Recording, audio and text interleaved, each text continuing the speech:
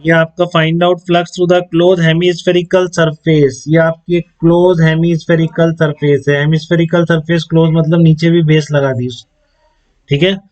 तो flux through the close hemispherical surface when the charge particle Q is placed. आपको क्या बताना है? Find out flux, find out phi through, ध्यान से समझेंगे क्वेश्चन को। Find out phi flux through close hemispherical surface, close hemispherical surface when charge particle Q is placed, when charge particle small q is placed, पहला है exactly at center O, exactly at center O पे रखा हुआ है। और second part है just above the center O रखा हुआ है, just above center O।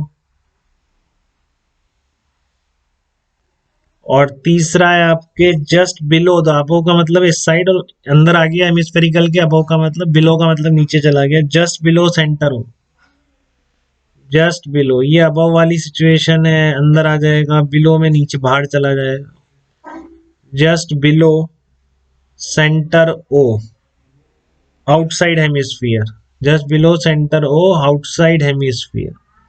तो इन तीन पोजीशन में रखा हुआ है चार्ज पार्टिकल आपके, एक में एकदम एग्जैक्ट सेंटर पर है, कुछ ऊपर है, दूसरे में, तीसरे में नीचे है जस्ट,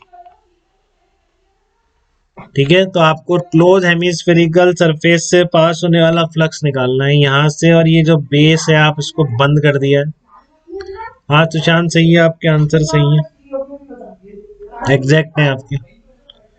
तो एग्जैक्टली एट सेंटर ओ पे रखा हुआ है आपका Q charge, exactly at centre O पे रखा हुआ है। तो क्लोज सरफेस, तो पूरे क्लोज हेमिस्फेरिकल सरफेस से कितना फ्लक्स पास होगा? हाँ ध्रुव वेरी गुड बेटा।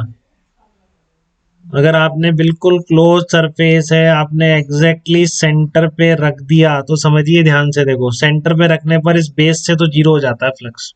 बात आ रही है क्या समझ में? क्योंकि आप देखिए इस तरह का है आपका बेस से सर्कल, और आपने पॉइंट चार्ज सेंटर पे रखा हुआ है, तो हर जगह ई वेक्टर और डी ए वेक्टर तो परपेंडिकुलर होगा प्लेन के, हर जगह E vector dot D A vector के बीच एंगल कितना हो जाएगा? जीरो हो जाएगा, ठीक है। तो फ्लक्स थ्रू द डिस्क, पहले वाले केस में flux through the disc surface zero है, ठीक है ना। फ्लक्स थ्रू बेस कह दो या कुछ भी कह दो, बेस कह दो, base B, flux through base तो जीरो है आपका, ठीक है। और कर्व्ड सरफेस से निकालना है, बस कर्व्ड सरफेस बच गई, तो कैसे निकालोगे बताओ? कर्व्ड सरफेस से कैसे निकालो? आप इसको एज ए कंप्लीट स्फीयर मान लो ना, इसको आप कंप्लीट स्फीयर मान लो, तो पूरे से कितना होता है? क्यू बाई एप्सिलॉन नॉट, तो आधे से कितना पास होगा? Q by two epsilon not. तो ये कर्व्ड सरफेस से आ जाएगा Q by two epsilon not, flat surface या बेस से तो जीरो हो गया, तो टोटल कितना आ जाएगा? Q by two epsilon not. इतना फ्लक्स पास होगा अगर एग्जैक्टली आपने सेंटर पे रख दिया। पूरी क्लोज हेमिस्फेरिकल सरफेस से फ्लक्स पूछा है आपसे, तो मैं कह रहा हूँ बेस से तो कोई integration E dot D zero हो जाएगा, बच गई कर्व्ड सरफेस।